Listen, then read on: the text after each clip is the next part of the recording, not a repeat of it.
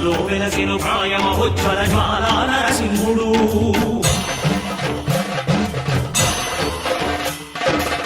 భక్తాభిష్టములన్నీయు తీర్చే లక్ష్మీ నరసింహుడు